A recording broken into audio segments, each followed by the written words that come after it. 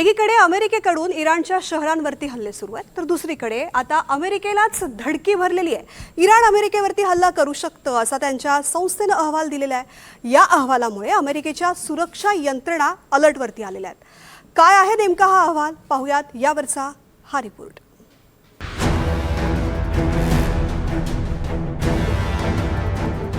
Missile drone हल्ल्यानं पश्चिम आशियात एका पाठोपाठ एक हल्ले सुरूच। पश्चिम आशियातला एखादाच देश मिसाईल ड्रोन हल्ल्यानं वाचला असेल। अमेरिकेकडून इराणच्या शहरांवर निशाणा साधला जातोय। इस्रायलकडून इराणच्या शहरांवर बॅक टू बॅक हल्ले केले जात आहेत। इराणकडून पलटवार जोरदार सुरू आहे। इतर देशातल्या अमेरिकेच्या तळांना इराणनं लक्ष केलंय। इस्रायलची राजधानी तेल अविववर इराणकडून बॉम्बचा वर्षाव सुरू आहे आणि आता चिंता वाढली आहे ती अमेरिकेची। इराणच्या शहरांवर आतापर्यंत हल्ले करणाऱ्या अमेरिकेची धडकी एका अहवालानं वाढवली आहे। FBI अहवालानं ड्रोन हल्ल्याची शक्यता वर्तवली आहे। कॅलिफोर्नियामध्ये अचानक ड्रोन हल्ल्यांचा प्रयत्न केला जाऊ शकतो। अमेरिकेच्या दक्षिण पश्चिम भागांमध्ये इराणकडून हल्ल्याचा कट रचला जाऊ शकतो असं FBI अहवालात म्हणण्यात आलंय। मात्र व्हाईट हाऊसनं असा कोणताही हल्ला होऊ शकत नाही असंही म्हटलंय। अमेरिकेच्या भूमीवर इराणकडून ड्रोन हल्ल्याचा धोका नाही आणि तो कधीच नव्हता। अशा हल्ल्याबाबत कोणतीही पुष्टी, ठोस पुरावा किंवा तपशील नाही। इराण विरुद्ध इस्रायल अमेरिका युद्धात पुढे काय होतं याची सगळ्यांना खरं तर उत्सुकता आहे आणि आता इराण या सर्व परिस्थितीवर काय करणार याकडे सगळ्यांचं लक्ष आहे।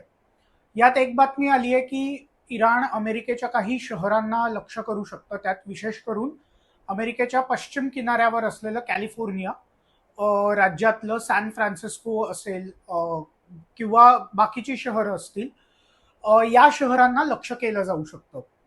अशा बातम्या पाश्चात्य माध्यमांनी आणि इराणच्या माध्यमांनी सुद्धा दिल्या। पण भौगोलिक विचार करता हे खरंच कितपत शक्य आहे याचा आपल्याला विचार करावा लागतो। आपण जर पाहिलं तर दुसऱ्या महायुद्धातला पर्ल हार्बरवरचा हल्ला, जो पॅसिफिक महासागरातल्या हवाई बेटांच्या जवळ असलेलं पर्ल हार्बर इथे जपानने हल्ला केला होता। त्यानंतर अमेरिकेच्या भूमीवर झालेला एक मोठा हल्ला म्हणजे 9/11चा दहशतवादी हल्ला। असे जर काही हल्ले सोडले तर अमेरिकेवर कोणत्याही इतर देशाने थेट हल्ला केलेला नाहीये। गेल्या काही दिवसातील इराणची आक्रमक रणनीती पाहता इराणची गॅरंटी कोणीच घेऊ शकत नाही।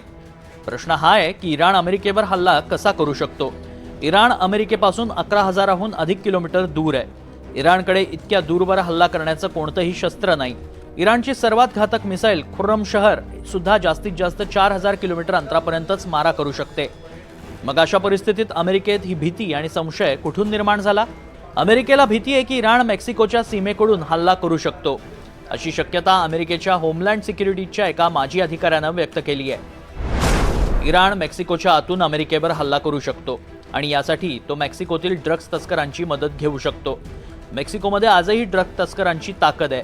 अनेक शहरांमध्ये त्यांचा आजही मोठा प्रभाव आणि दबदबा आहे। इराण ड्रग्ज तस्करांच्या मदतीनं कॅलिफोर्निया आणि आसपासच्या भागांवर हल्ला करू शकतो।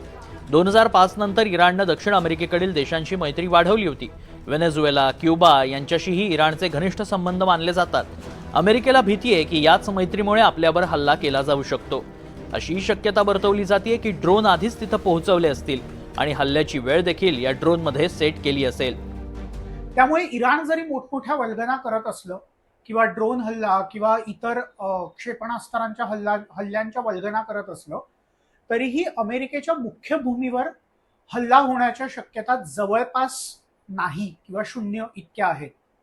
पण अशा वेळेला इराण हा अमेरिकेच्या पश्चिम आशियातल्या इन्फ्रास्ट्रक्चरवर किंवा रडार सिस्टीमवर असेल किंवा आपण जर पाहिलं तर ॲमेझॉनचं डेटा सेंटर असेल, अशा रिअल इस्टेटवर किंवा अशा फिजिकल प्रॉपर्टीवर हल्ला करू शकतं किंवा ऑलरेडी करत आहे।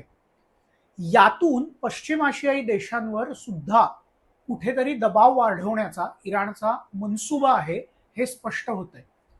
हा हल्ला केल्यानंतर हे पश्चिम आशियाई देश अमेरिका किंवा इस्रायलला एक पावलं मागे घ्यायला लावतील अशी इराणची आशा आहे।